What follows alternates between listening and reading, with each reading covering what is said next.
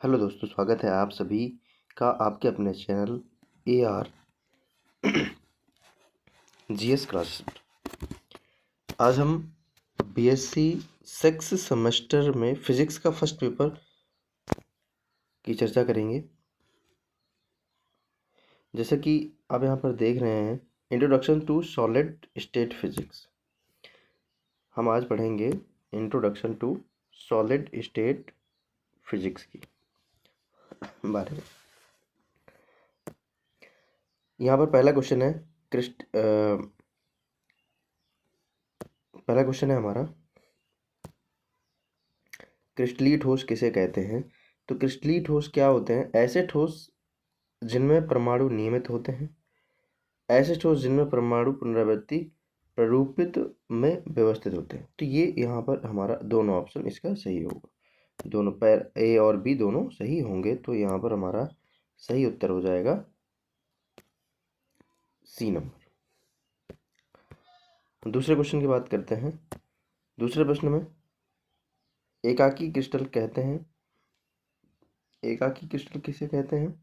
ऐसे ठोस जिनमें परमाणु पुनरावृत्ति व्यवस्था में पूरे क्रिस्टल में एक समान होता है, ना कि समूहों में। समूहों में नहीं होता है, यहाँ पर एक समान होता है, एक समान। ये इसका ऑप्शन नंबर ए सही है।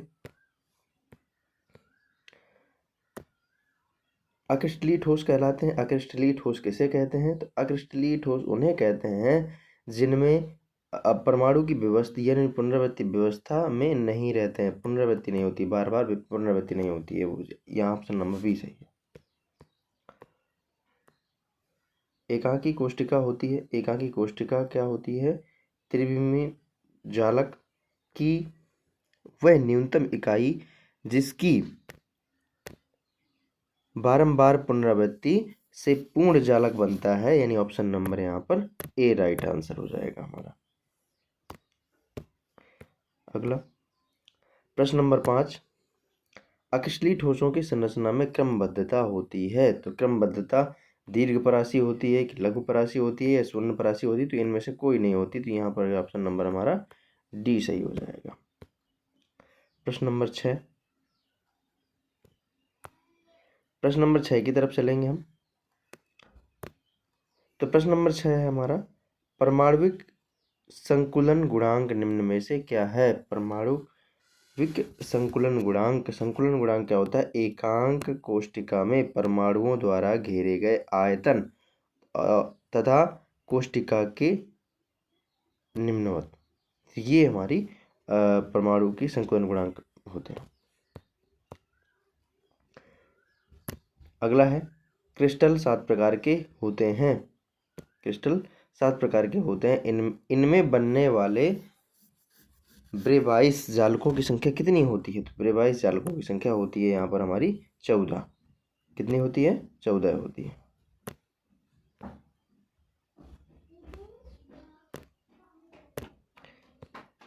अगला प्रश्न है हमारा, त्रिविम आकाश में जालकों की संख्या निम्न में से क्या है? तो त्रिविम आकाश में जालकों की संख्या कितनी है? यहाँ पर 14 है। जो हमारे क्रिस्टल के ब्रेवाइस जालक होते हैं वही यहाँ पर त्रिविम आकाश में भी जालक होते हैं। ठीक है, आगे चलते हैं।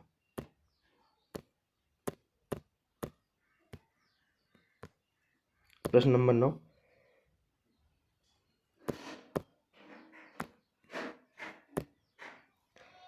मिलर अंक निम्न में से किसे कहते हैं? तो मिलर अंक किसे कहते हैं?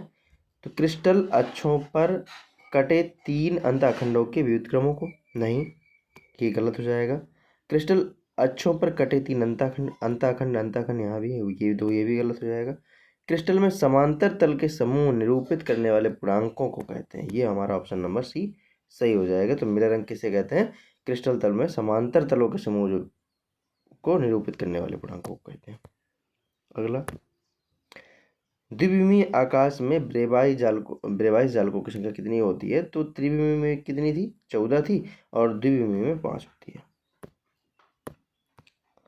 अगला, सदिशों ए वेक्टर बी वेक्टर सी के पदों में जालक स्थानांतरण सदिश टी वेक्टर दिया जाता है, तो यहाँ पर हमारा ऑप्शन हो जाएगा सही A number, U A vector, V B vector plus W C vector. ये अगला, यदि A does not equal to B does not equal to C और alpha does not equal to beta does not equal to gamma, तो crystal संरचना में निम्न में से क्या होगी? तो क्रिस्टल संरचना होगी त्रिनताक्ष होगी, त्रिनताक्ष। और हमारी जो क्रिस्टल की संरचना होगी वो क्या होगी? त्रिनताक्ष होगी।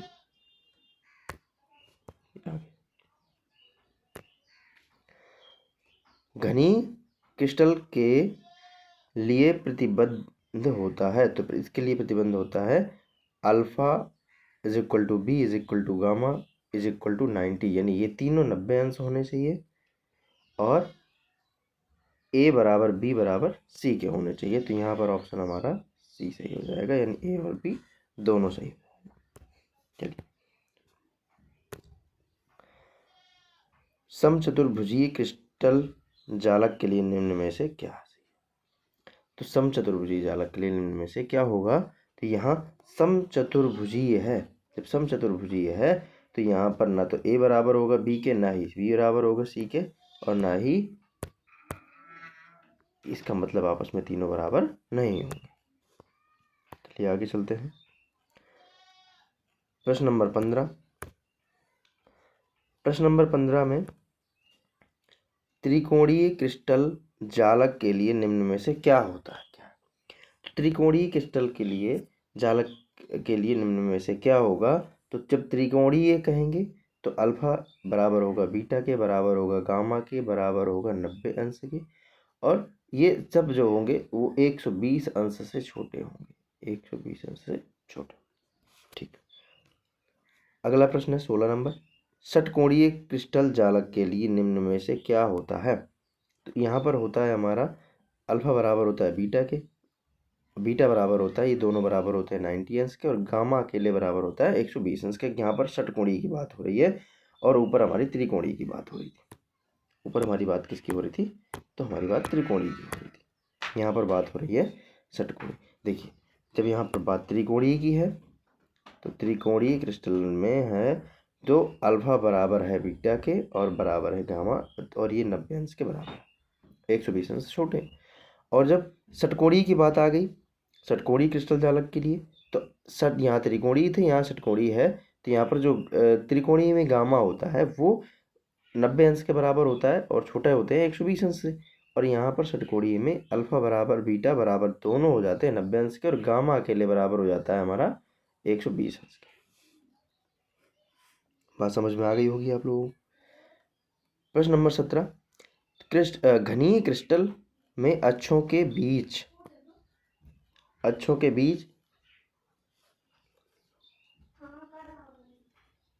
का प्रत्येक कोण, अक्षों के बीच का प्रत्येक कोण जो होता है वो होता है केवल 90 अंश का। घनीय क्रिस्टल। अब घनीय क्रिस्टल का मतलब आप समझ लीजिए।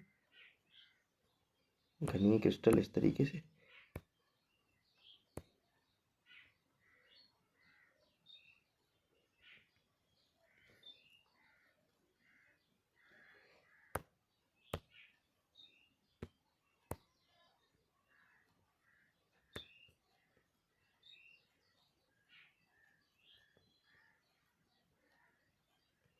इसका प्रत्येक कोण 90 अंश का होता है, और जो षटकोणीय होता है उसके दो कोण 90 अंश के होते हैं, और गामा होता है 120 अंश का।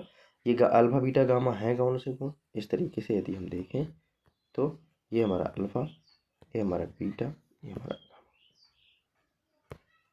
नहीं अल्फा बीटा और ये गामा, ये तीन। चलिए बात समझ में आ गई होगी यहाँ तक। चलिए अगला 18 नंबर प्रश्न।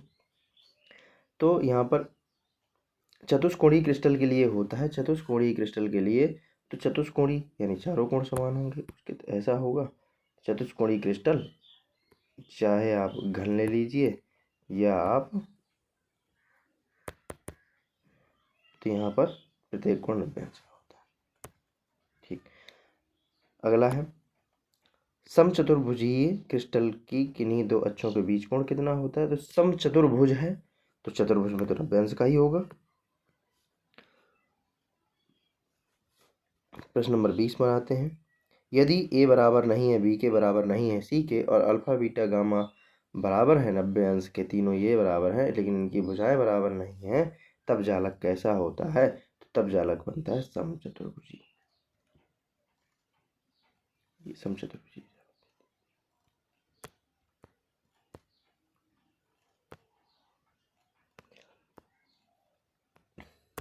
देखिए 21 नंबर, यहाँ पर सरल घनीय जालक की प्रति एकांक कोष्टिकाओं में परमाणुओं की कितनी संख्या होती है? तो सरल घनीय जालक की प्रति एकांक कोष्टिका में परमाणुओं की संख्या पूछा है, तो परमाणुओं की संख्या कितनी होती है? यहाँ पर 1 होती है। परमाणुओं की संख्या 1 होती है। अगला नंबर है 22 नंबर प्रश्न। फलक केंद्रित जालक की प्रति एकांक कोष्टिका में परमाणुओं की संख्या कितनी होती है? तो यहाँ पर परमाणुओं की संख्या होती है 4। अगला है फलक केंद्रित जालक की उपसय संयोजी संख्या होती है, तो उपसय संयोजी संख्या कितनी होती है? उपसय संयोजी संख्या होती है 12। उपसय संयोजी संख्या कितनी होती है? 12 होती है। आगे देखिए, अंतः केंद्रित, यहाँ पर फलक केंद्रित था तो 12 थी, यहाँ पर अंतः केंद्रित है तो में प्रति एकांक कोष्टिका परमाणुओं की संख्या कितनी होती है? तो परमाणुओं की संख्या होती है यहाँ पर 2। कितनी होती है? 2 होती है।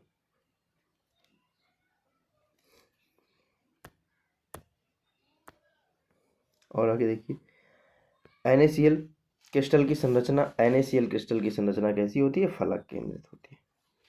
हीरे की क्रिस्टल संरचना कैसी होती है? तो हीरे की क्रिस्टल संरचना होती है फलक केंद्रित। फलक केंद्रित जालक FCC की संकुचन दक्षता कितनी होती है? तो ये होती है 74%। कितनी होती है? 74%, 74%। आगे देखिए 28 नंबर, अंतः केंद्रित घनीय जालक में जिसका जालक नियतांक A है, निकटस्थ पड़ोसी बिंदुओं के बीच की दूरी कितनी होती है? तो इसके पड़ोसी बिंदुओं के बीच की दूरी होती है √3a/2, ये के बीच की दूरी होती है। आगे देखते हैं, डायमंड की संरचना में प्रति एकांक कोष्टिकाओं की अणुओं की संख्या कितनी होती है?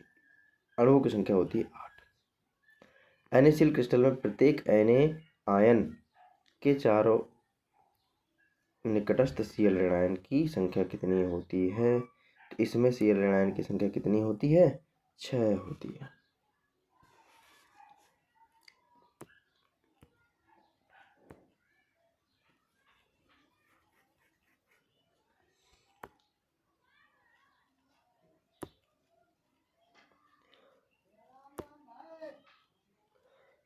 सरल घनीय जालक में दो निकटस्थ पड़ोसियों के बीच की दूरी कितनी होती है? तो इनके बीच की दूरी होती है a, क्योंकि ऐसे ऐसे ऐसे ऐसे करके होंगे, तो जब भुजा ही a है तो आपस में इनके बीच की दूरी भी a होगी। यहाँ से इस तरीके से सबके बीच में दूरी कितनी होगी? a होगी।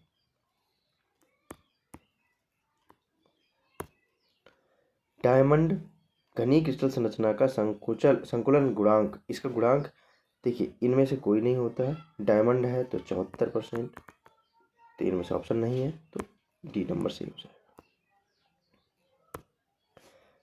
जिंक HCP संरचना में क्रिस्टलीकृत होता है।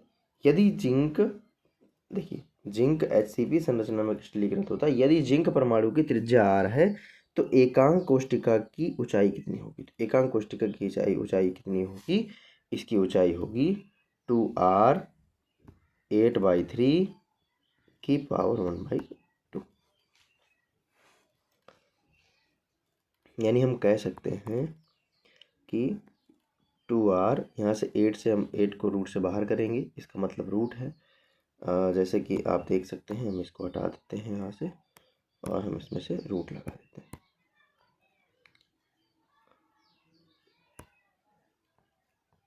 हम इसमें से रूट लगा देते हैं, तो हम रूट लगा देते हैं तो इसको 4 × 2 लिख सकते हैं। तो 4 × 2 लिखेंगे तो 4 से 2 बाहर आ जाएगा 2, और यहाँ पर आ जाएगा 2/3।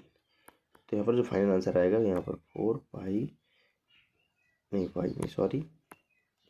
4R इंटू √2/3, ये भी सही आंसर हो जाएगा हमारा। अगर ये ऑप्शन में होता है तो ये भी ऑप्शन हमारा सही हो जाएगा। आगे देखिए, सीजियम क्लोराइड क्रिस्टल का ब्रेवाइज चालक होता है। तो इसमें होता है, ये होता है अंतःकेंद्रीय घनी होता है। कैसा होता है? अंतःकेंद्रीय घनी।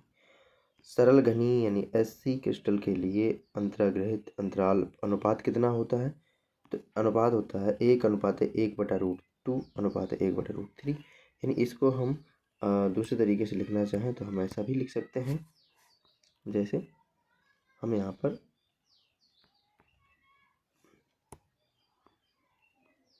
देखिए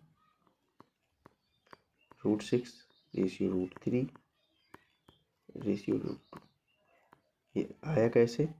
ये आता है यहाँ पर एक मान सकते हैं नीचे, और एक मान के नीचे हम यहाँ पर एलसीएम लेंगे। यहाँ पर क्या लेंगे? हम एलसीएम लेंगे। तो हम एलसीएम लेंगे तो एलसीएम हमारा आएगा √6 का, और √6 कैल्शियम आएगा तो ऊपर आ जाएगा √6, फिर आ जाएगा रेशियो, फिर यहाँ पर आ जाएगा √3, फिर यहाँ पर रेशियो आ जाएगा, यहाँ पर आ जाएगा √2।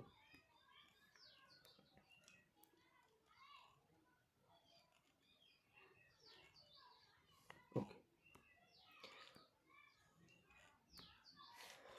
प्रश्न नंबर 36 को देखते हैं। उस तल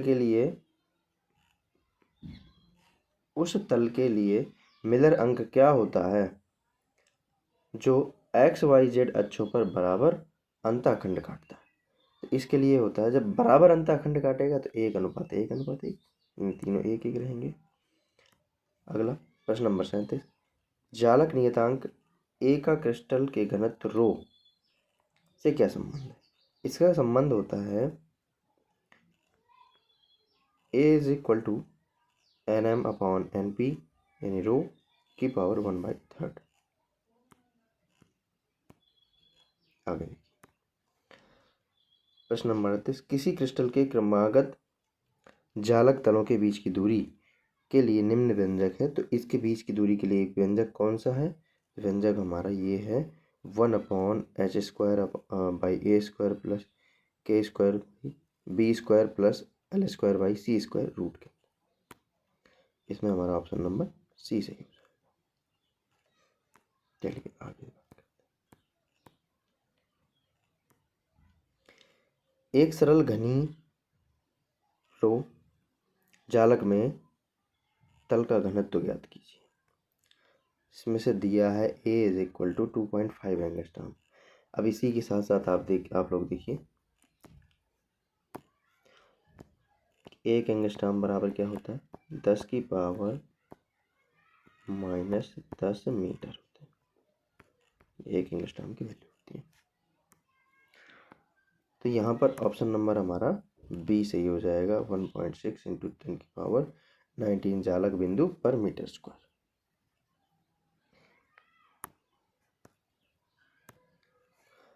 चालीस नंबर प्रश्न में आ जाइए। उस जालक के मिलर अंक कितने होंगे जिनके अंतःखंड तीनों अक्षों के अनुदिश होते हैं? जब तीनों अक्षों के अनुदिश होते हैं तो यहाँ पर आता है 210।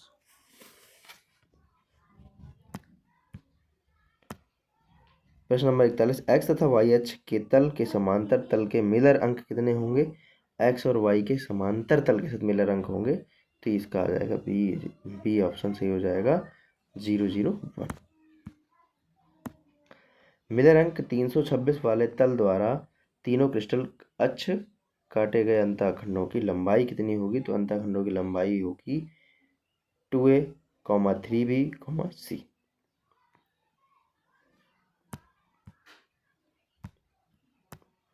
अगला, किस जालक की सहसंयोजकता संख्या 12? सहसंयोजक संख्या कितनी है? 12। तो 12 किसकी होती है? फलक केंद्रित। ठीक है, कोई भी क्रिस्टल होगा उसमें 12 फलक होते हैं, ऐसे याद रख सकते हैं आप।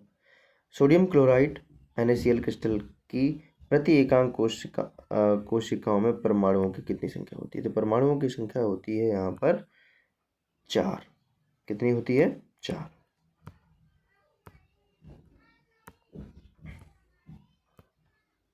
आगे देखिए, यूनिट सेल निम्न में से किसे कहा था? यूनिट सेल किसे कहा था? जिसकी पुनरावृत्ति द्वारा संपूर्ण क्रिस्टल संरचना व्यक्त की जा सके, वो यूनिट यानी इकाई किसके द्वारा बना है? तो 45 नंबर का ए ऑप्शन सही हो जाएगा। आगे, निम्न में से कोई दो क्रिस्टल समुदाय के नाम घनाकार क्रिस्टल होता है और एक द्विसमुलंबाकार क्रिस्टल। आगे आ जाइए,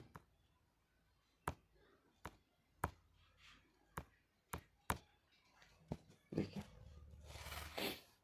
प्रश्न नंबर 47, निम्न में से घनाकार जालक के लिए जालक नियतांक तथा यूनिट सेल की कोरों के बीच की संबंध क्या है?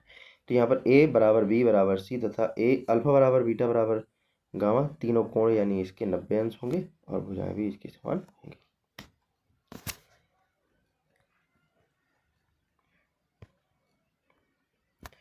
सबसे अधिक सममिति किस क्रिस्टल में पाई जाती है? सममिति यानी समानता पाई जाती है घनाकार क्रिस्टल में। आगे, क्रिस्टल संरचना में कुल कितनी ब्रेवाइस जालकें होती हैं? तो इसमें होती हैं 14। हमने पिछली ये 30 बार क्वेश्चन रिपीट हो रहा है, पीछे पढ़ा था। सरल घनाकार जालक में प्रति यूनिट सेल में कितने जालक बिंदु होते हैं? तो एक बिंदु होता है प्रति यूनिट सेल में। अगर हम बात करें फलक केंद्रित घनाकार जालक में प्रति यूनिट सेल में कितने जालक बिंदु होते हैं? तो यहाँ पर होते हैं 4। अब देखिए अंतर क्या है दोनों में। यहाँ पर सरल घनाकार जालक है, इसमें प्रति यूनिट सेल पूछा गया था, प्रति यूनिट एक सेल होती है सरल घनाकार में, और फलक केंद्रित घनाकार में 4 होती है।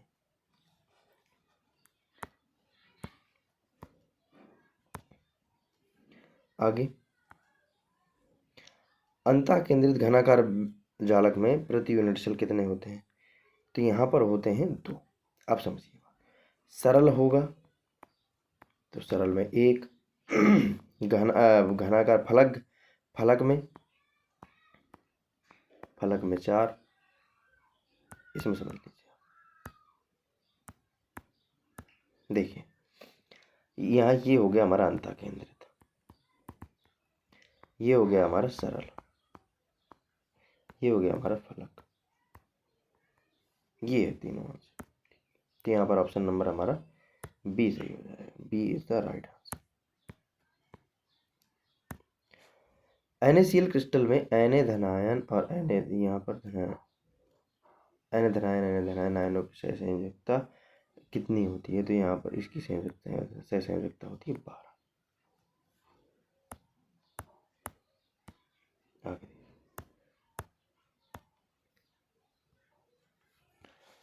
NaCl क्रिस्टल में Na धनायन माइनस, ये इसको डैश पढ़ते हैं हम, Na धनायन, इन दोनों आयनों के बीच की दूरी क्या होगी? तो दोनों आयनों के बीच की दूरी होगी a/√2। a/√2। आगे देखिए,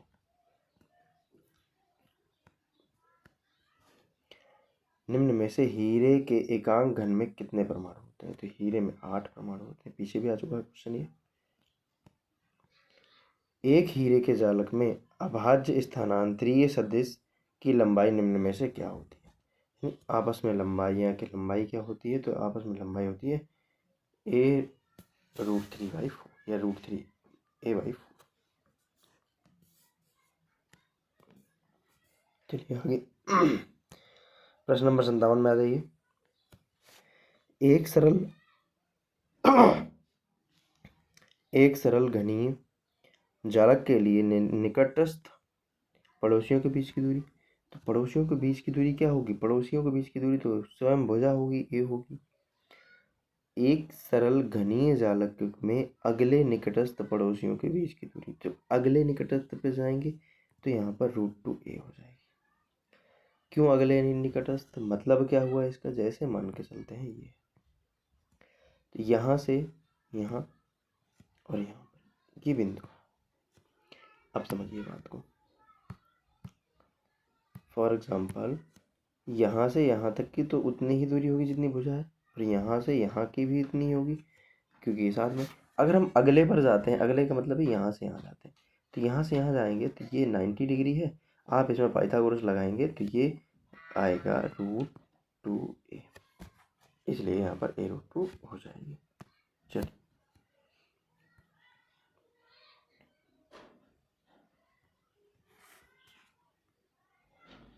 देखिए आगे।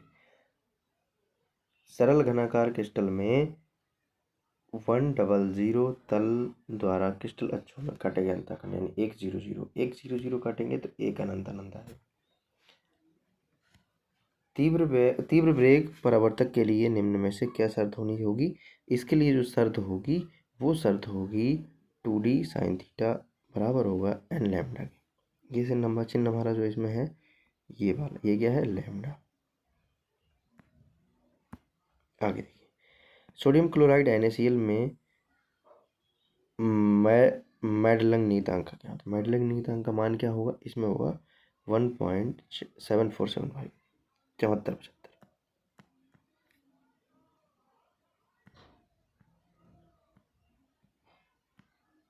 चलिए आगे देखिए। तो सोडियम क्लोराइड में मैडलंग नीयतांक कितना होता है? मैडलंग नीयतांक होता है 7475 या 75 76 या 1.7 के आसपास होता है। तो ये हो जाता है हमारा यहाँ पर 76। जैसे देखिए ये दोनों सेम क्वेश्चन है, मान दोनों के अलग अलग दोनों में जगह दिए गए। क्यों?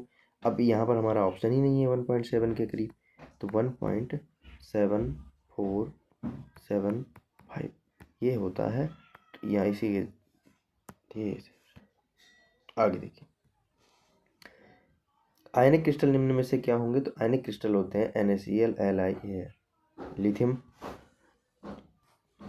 Fluoride, potassium chloride, sodium chloride. आगे देखिए, सहसंयोजी क्रिस्टल निम्न में से क्या होंगे? सहसंयोजी जो क्रिस्टल होते हैं वो क्या होते हैं? डायमंड और सिलिकॉन, ये सहसंयोजी क्रिस्टल है। यहाँ से हमारा यूनिट 1 खत्म होता है। नेक्स्ट पार्ट में मिलेंगे हम यूनिट 2 के साथ। Thank you for watching.